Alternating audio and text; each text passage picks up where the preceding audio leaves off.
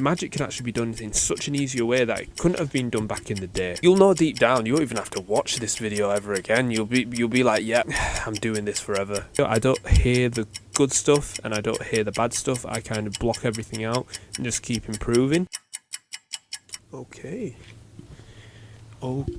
we are live. We are live, people.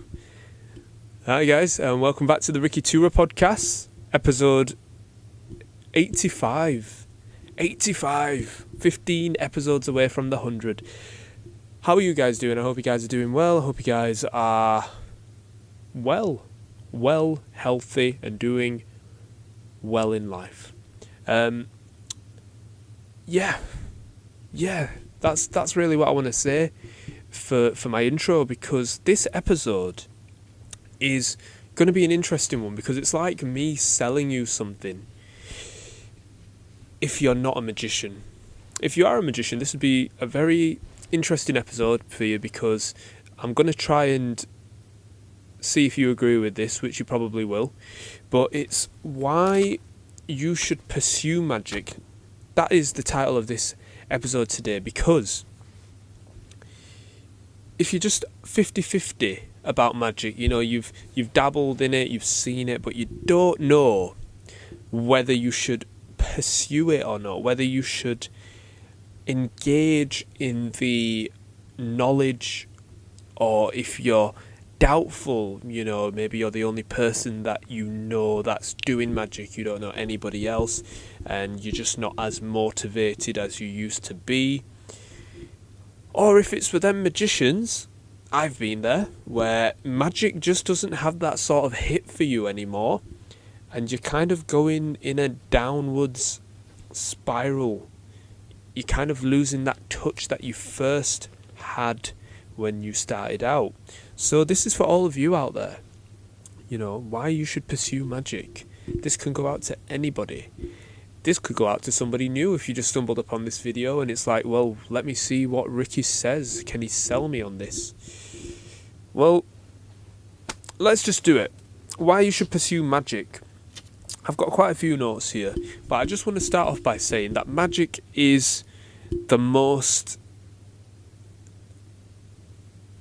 What's the word I'm looking for? It's like the most complicated yet simple category that you can get into, meaning you can know so much by doing not so much, if you know what I mean. There's so much you can learn, but if you practice the fundamentals, that just opens so many doors for you in becoming a magician and pursuing magic. I just want to start off by saying that. Okay, so my first point into why you should pursue magic, you know, if you're already getting into it, you're enjoying it, you know, you enjoy maybe live performances, YouTube videos, TikToks of people doing magic, and you're mesmerized and entertained by it, you know, that's just the honeymoon period, really. And you should get into it, because you're already watching it, and you kind of have that curiosity. You want to show others more. You want to find out how it's done less, but you want to show others. This is a very difficult topic, because I'm trying to get the balance right here. Now, what I am trying to say is, if you've got that curiosity already in magic, you're already enjoying watching it, performing it, and you know, the way that you get into it is that you're curious in the first place. Yes, you want to know how it's done, but you don't want to reveal that to others. You want to keep that secret towards yourself, but amplify that and let others experience what you once experienced in your life. And if you have got that little curiosity, that little spark just at the beginning, where you looked into it, you want to perform it, I feel like there's no doubt that you should just go straight ahead and pursue it. That is what I'm trying to say, people. That's why this is a bit of a difficult one, because I'm not talking about how to become a magician. I've already done a video on that. I'm talking about why you should pursue magic. So if you've already dabbled into it, like I said at the beginning, so if you have that curiosity, you want to follow it and you want to find out more. You know, you go through this spiral in magic where, and I've been there as well, where you just want to know as much as possible, but you can be burnt out by the amount of theories, methods, gimmicks out there, and your mind could just be like, wow, this is a whole different world. And trust me, once you find out how a gimmick works, you can do a million different things with a gimmick. And once you find out you can use gimmicks for different gimmicks to create new gimmicks, mate, you're just into a creativity realm that you thought you would never be in. That's actually, fun facts, that's actually how I naturally got into it. Now, I'm not going to dabble too much into the creativity part, but I am going to tell you that I enjoy creativity more doing magic than actually performing magic, if you know what I mean. So I like the creative side, but I like showing the creative side of my magic. So obviously you can have your set routines, etc, etc, etc, that you perform at gigs, but I like creating my own magic with theories that have already been done, gimmicks that I've done, but putting my own twist on it. But anyway, getting back into the pursuing magic, if you have that curiosity, you should definitely follow it, and you should definitely find out more about it. But do it one step at a time. You should, if you want to pursue magic, you know, as a beginner, you know, you've dabbled in it, but you don't know what else to do. You know, you look up to other magicians like Dynamo, David Blaine, you can kind of see their early work. Now, this is a little advice from me to you, in order to kind of pursue and continue down this magic route. If you look at Dynamo's early work, you wouldn't probably be that far off, because he's still learning to this day. But if you look at his work from back in the day to now, there's a big difference. Obviously, in that period of time, practice performances, different experiences, etc. But if you look at everybody's early work, and it doesn't have to be magicians, it can be like Arnold Schwarzenegger, it can be Sylvester Stallone, etc. If you look at everybody's early work, you can find some sort of relatability there. You can kind of relate to it in some sort of way, especially if you're a seasoned pro magician and you're kind of losing that spark. You should definitely pursue it even more, because the way that technology is advancing this day and age, you can use so many different things, and magic can actually be done in such an easier way that it couldn't have been done back in the day. You can actually skyrocket your idol magician now than how they were doing it 20, 30 years ago. Obviously, there's different factors that can be put into this: practice, performance, etc. But with the amount of technology we have these days and the amount of gimmicks that are being made, the amount of gimmicks that I've seen during Blackpool Magic videos that are so easy to perform because the technology behind it is amazing. If you know, you know. It's so easy to perform. You've just got to have that performance there. And listen, if you've got that spark, anything that I've just talked about, you should 100% pursue magic and do it and just give it a go. If I've not sold you already, then hopefully this next one will. You naturally enjoy the research and the practice. So you've seen magic, you've seen how it's done, but you kind of want to dabble into it a little bit more. You look into more tutorial videos, more magic websites, and more of the how-to of the learnings of sleight of hand, performance styles, how it could work into a business. I got a book, an ebook of Merchant of Magic, and I highly recommend this. It's called The Highway to Success, and it talks about specifically magicians. So shout out to anybody that knows about that ebook. That really did help me when I was going through my gig phase of my career and kind of getting bookings and stuff like that. But on the start of that, if you have that curiosity of naturally enjoying the research, you're naturally enjoying the practice, that means you should definitely, if you did not know, now you know, you should definitely pursue the magic. Practice becomes fun at the start because you're just learning so much, and it can become stale at the middle part, meaning when you've done it for so many years, and you kind of got to re-energize yourself and put new things into it in order for you to keep pursuing magic. Now, I know practice can be boring for myself, but you've got to adopt new theories, new creativity, new scripts, etc. Some stuff that I've talked about I'm not even doing at this moment in time, which I should be doing.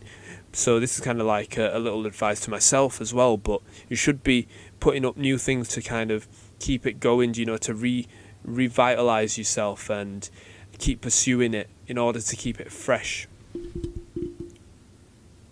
And this one's a no-brainer, okay? The reason you should pursue magic is if you're already entertaining and showing others, like family and friends. Like if you're at that really early period where you're showing friends at school, friends at work, whatever occasion it is, family, mate, you're just 1% in the game. Like, you should definitely do it. Like, for anybody that's watching this that's a beginner, and you're kind of like, well, I'm just showing family and friends, I don't know if I can actually go up to a stranger and show them. Like, take it from me, mate, you should do it, and you'll realise the dopamine, the adrenaline that you'll create from going up to somebody and actually showing them something will be greater than anything you've shown your friends and family, because you've got that relatability there. You know the person. When you don't know the person, you actually blow their minds.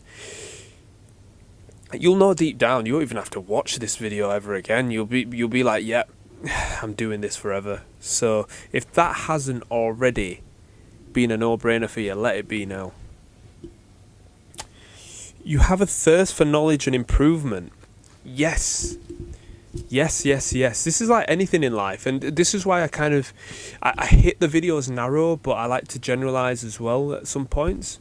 But I'm going to be very narrow in this one, for the thirst of knowledge, for actually knowing the theory behind magic, who the magicians are, where does this card move originate from, who was the first person to do this, magic books, like The Art of Astonishment, Paul Harris, just buying different books, theories, and actually improving yourself. I think the most funnest ways is to actually record yourself and watch it back. And I hate watching myself back when I'm performing, but I've recorded myself loads of time practicing. And when you watch yourself back, you don't realise, but you kind of pick up on some things that you didn't realise that you were actually doing. And if you're already doing that, you're already pursuing magic. I don't need to sell you anything already more, because you're in the process of doing it. So if that's not already an indicator that you should, it is, and you were naturally already doing it without even knowing. So if there's any doubts about you practicing and you don't know what to do, you're already halfway there. The only thing you need to do now is actually show somebody. And listen, look, there's this book called The One Thing, and I've read this book twice. It's honestly one of my favourite books in the world. It talks about how you build a habit. And a lot of people say, it takes 21 days to build a habit, and that's actually incorrect. That's incorrect. It takes 66 days to actually form the habit. Okay, it could take 21 days to actually build it, but 66 days to actually form the habit.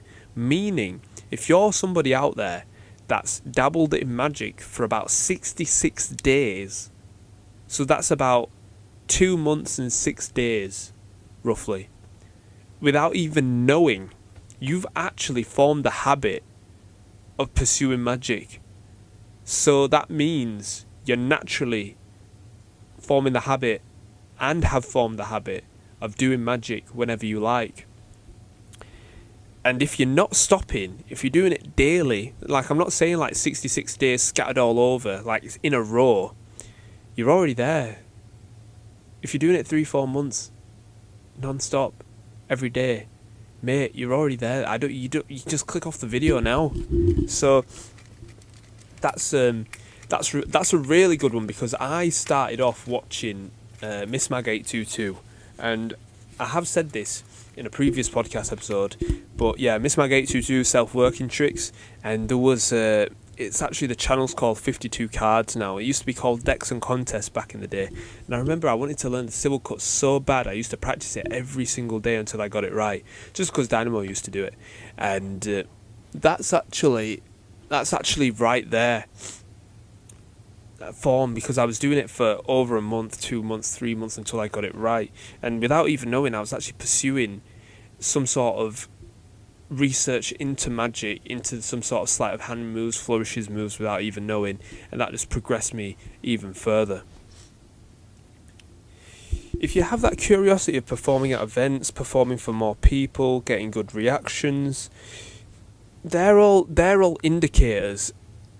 This is such an obvious thing, but they're all indicators that you want to progress more, and you want to improve more, and you want to pursue magic more, because that's the next level from actually being a beginner to becoming like some sort of semi like magician, pro magician, because you're also increasing your practicing levels and your performing levels as well.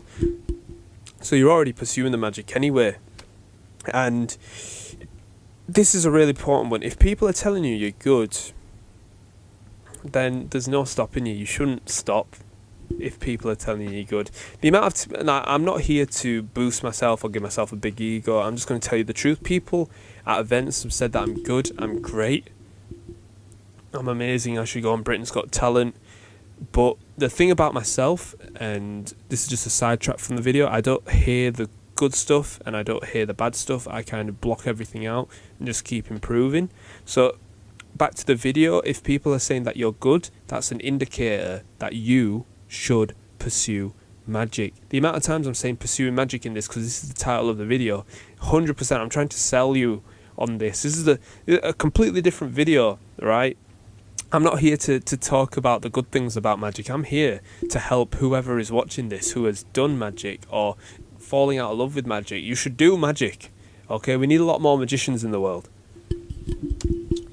Build a following online. Now, this is taking it back into the 2020s of this day and age, you know, with AI and everything like that, social media. You can build a following. If you're already putting videos up online and you're getting like good amount of likes, good amount of following, mate, you're already a magician, man. Like, you don't care. Like, this is a very, very important one, aside from the social media. You don't care about money. Okay, now I've got a very, very good topic about money, but it's probably not going to be anytime soon. This is just very briefly me talking about it in this video, because there's a different point of view on this also, but I'm just going to say it for this particular video very briefly. You don't care about money, meaning you didn't get into magic to make money. You got into magic to pursue it because you love doing it, and you've built that habit in order to perform, practice, and improve. So if you don't care about the money, then 100% this is for you. If you start something just because you think you can make a load of money in it, it's not close to your heart. And I have got another view on this, which I won't be doing anytime soon, maybe in the future, but just take it from me for this video that if you are doing magic and it's not for the money, you're on a very, very good start of the path in life.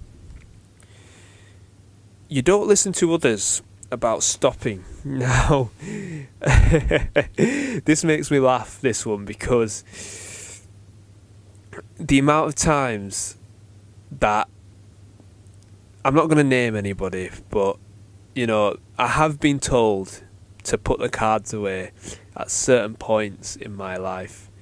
And it's funny because you kind of know you want to pursue something, because if people tell you don't do it and you want to do it, you're kind of rebelling against everybody else because you're in love with this thing.